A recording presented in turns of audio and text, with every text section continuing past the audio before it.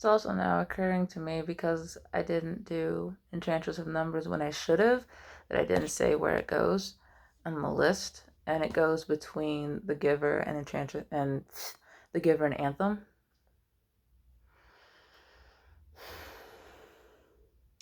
So last time I did a book called The Sweetest Kill, and that book was so boring. And now I have to do a book called The Delectable Lady Estelle.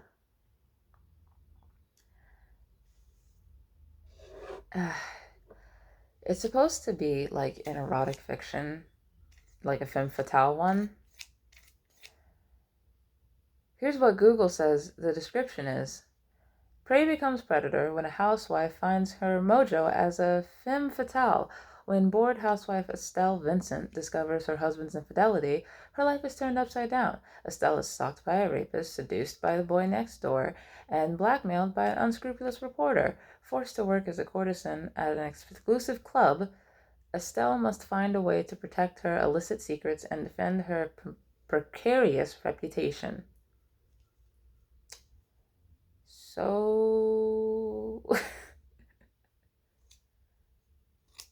let me go through the plot and then I'll get to everything that so indicates later. So,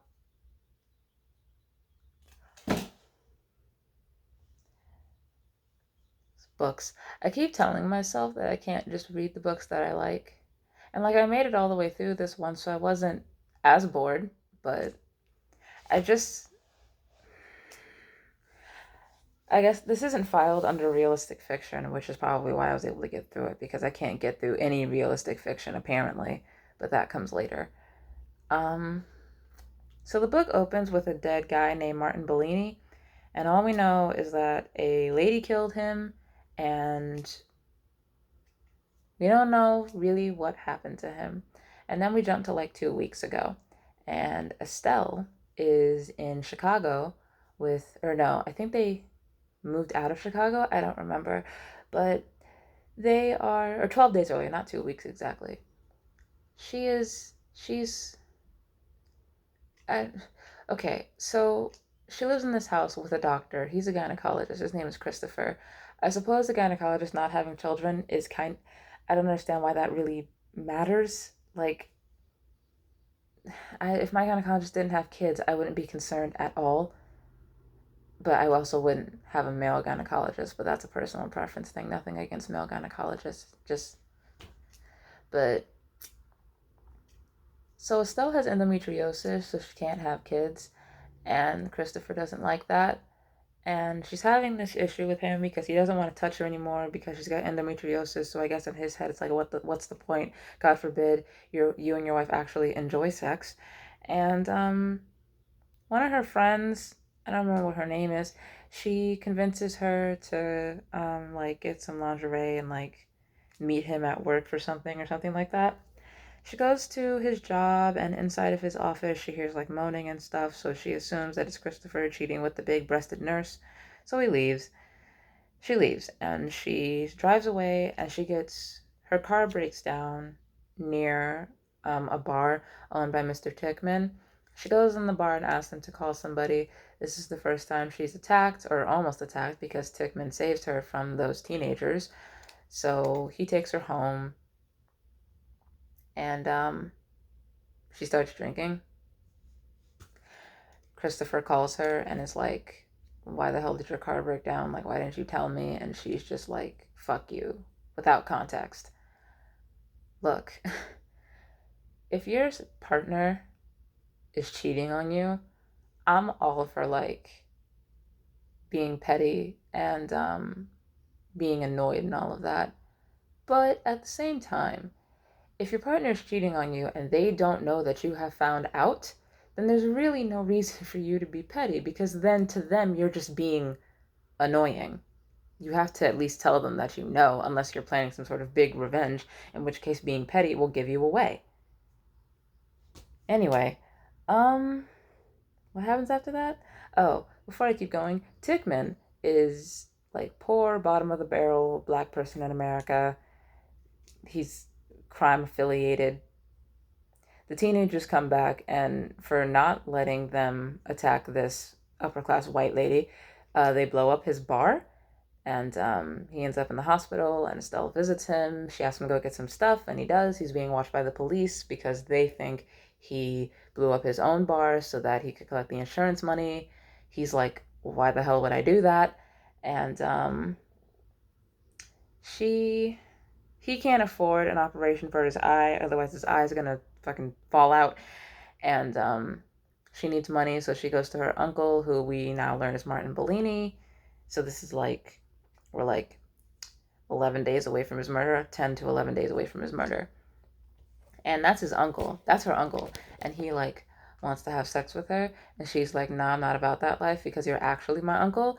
And he's like, hey, your dad was into some gangster shit. And she's like, no, he wasn't. Even though she wouldn't actually know because her father is dead.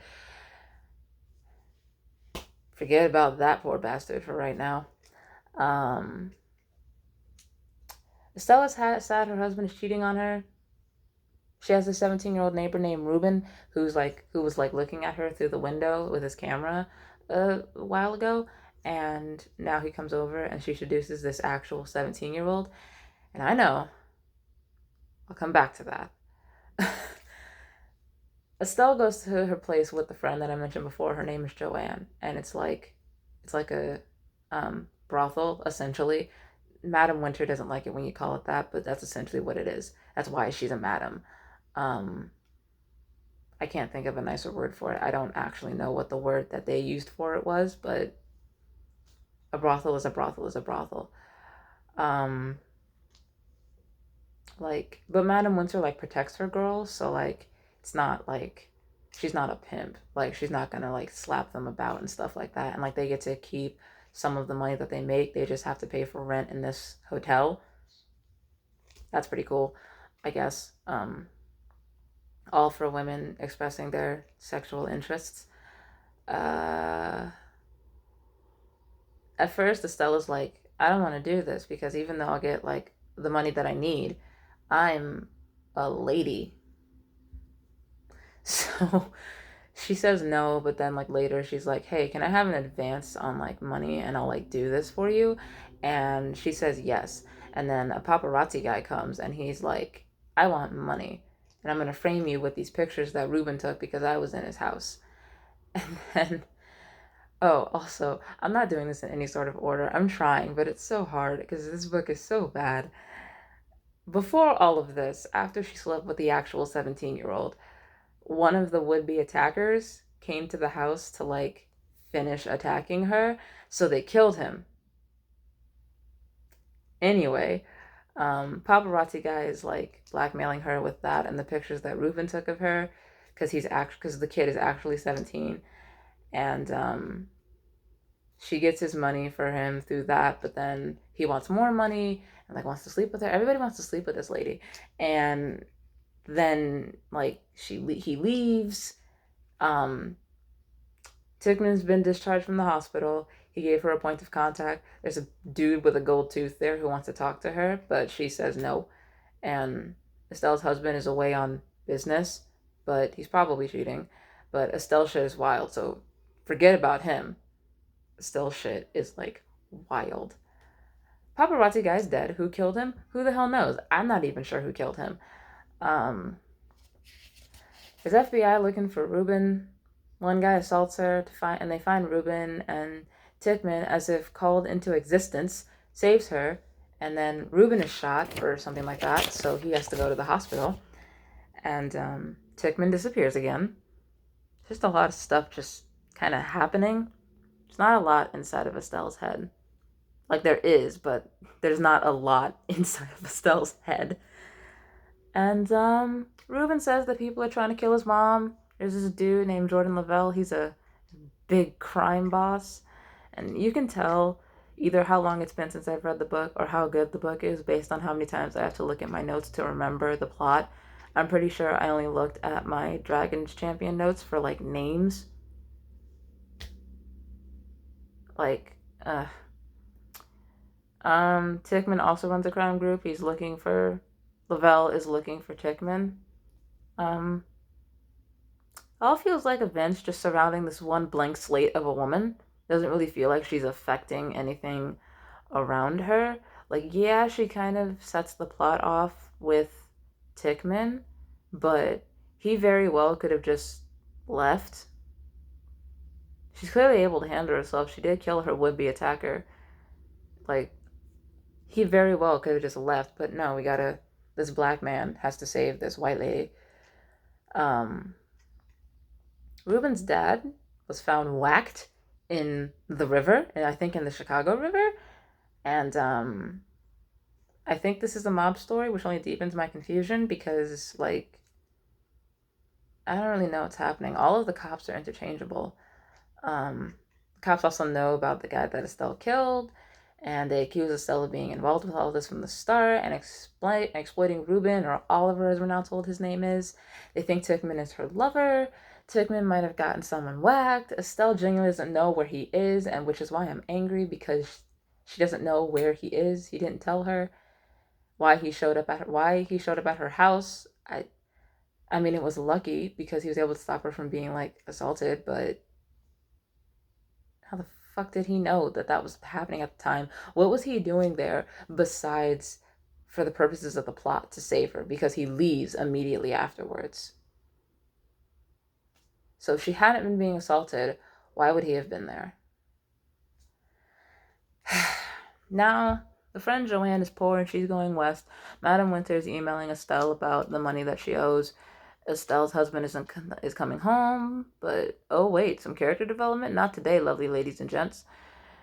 Instead of being logical, she takes a drive-by, like a drive-by, as an opportunity to shoot a cop and leave. She meets up with Tickman and calmly explains the last, like, 70 hours to him. I don't fucking know.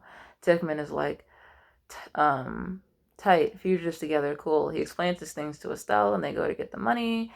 So Tickman is a thief, and the guy with the gold tooth, you remember him, of course you do. Tickman shot someone, not Tickman, the guy with the gold tooth. They used to be partners, but the guy with the gold tooth shot somebody, and Tickman was like, fuck that shit, and abandoned him. So now the gold tooth dude is looking for him. Where he is in this story, I have no idea. Tickman was gonna leave, but then he met Estelle and was like, I gotta help this white bitch who I may also want to fuck. And Estelle is just all tied up in all of this, and I guess Ruben was just convenient because without him, for the purposes of the plot, what point does he serve? Besides, like, to kill the attacker.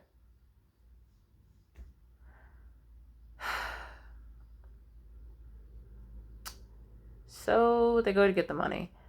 Lavelle, that guy, cops, Tickman goes. Lavelle comes, cops come, Tickman goes.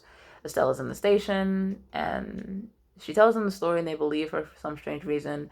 And then they write a statement for her and change some of the details so that she looks fine.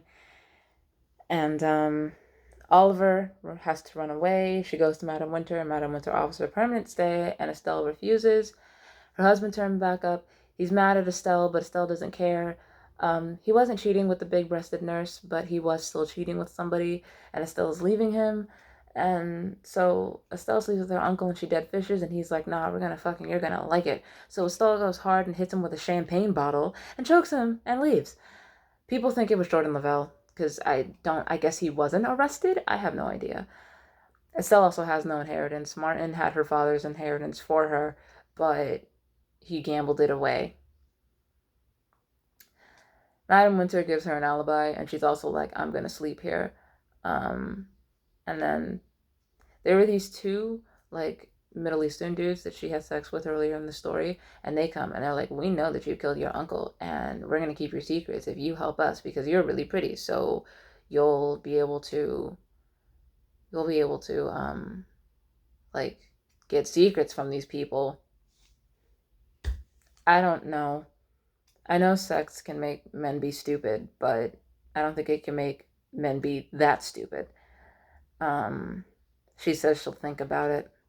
And then a whole fucking week passes, so now we're a week past where the story started. And Estella's pregnant. It doesn't even matter. Like, She has no job. Her house is being sold. She leaves and has permanent residence with Madam Winter. And I can't be bothered. That took 15 grueling minutes to get through. I apologize. So, Estelle is meant to be a femme fatale, but I don't know what she looks like. She feels like a blank slate, like things are just happening around her. And, like, I know she's a white lady. I know that much. But, I mean, I guess the cover's supposed to be what she looks like. And, I mean, I guess for a certain time period, that's what it would look like. But she looks like a 1920s flapper on the cover. And if that's the case, then, like, they really should have made it can't be the case because she's got a cell phone. So, so that can't be the case. Like, I don't know when this book is supposed to take place. Like,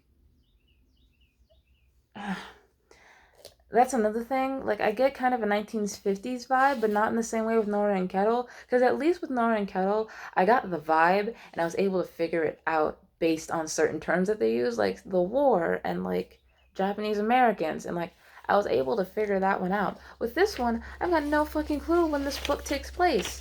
Like, I was so angry after I first read this book because it just ended. And I'm like, consequences? She faces none of the consequences and she just feels depressed the entire time. I guess that's my problem. When I think of a femme fatale, I generally think of somebody who's um, like they're kind of like proud to be doing what they're doing. And like, I know what they look like, so I know that they're attractive. And like, things like that. I don't picture this depressed housewife who has endometriosis and like she sleeps with like three people and is assaulted like three times.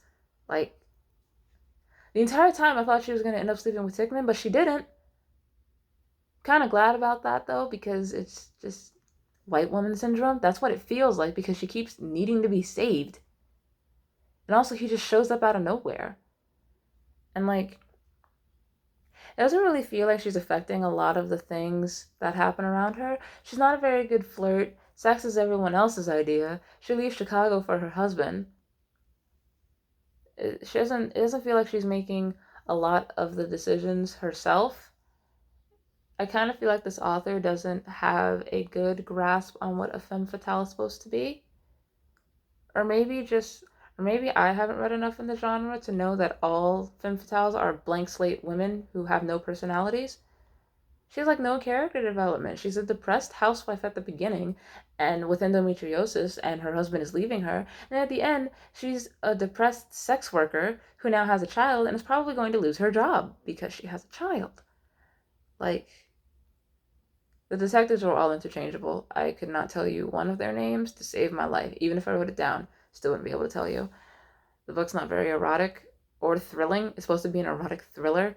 And I guess the murder bit is supposed to be the thriller part, but it didn't feel very thrilling. I didn't really care. And then, like, the revelation that Martin Bellini was her uncle did nothing for me because, like, so it still doesn't mean I know who killed him. And, like, there's no list of suspects. And besides the scene at the beginning, the scene where Estelle asked him for money, and the scene at the end where he dies, he's not in the book. So he doesn't feel significant at all. Like, and also the other kid, like the one who attacked her and the one that Ruben and she killed, killing him was Ruben's idea. So she shot a cop and gets away with it. Like, it would help if I knew what time period this was, although I suppose that's par for the course no matter what time period it is. I don't really recommend this book. Like, it definitely goes above The Sweetest Kill, but it goes above The Known World, but like, only because of the formatting. Like, I'm so bored with this book. What the hell is even next? I don't even know. Oh, the next book is also an erotic one, a better erotic one. Um, Yeah. So, ah, God. As of right now, the Lady D'Estelle is first on the bad books list, which, I mean, that's not necessarily a good thing, but if I had to choose one of those shitty books, I'd rather read The Lady D'Estelle. Keep in mind, though, this is all my opinion.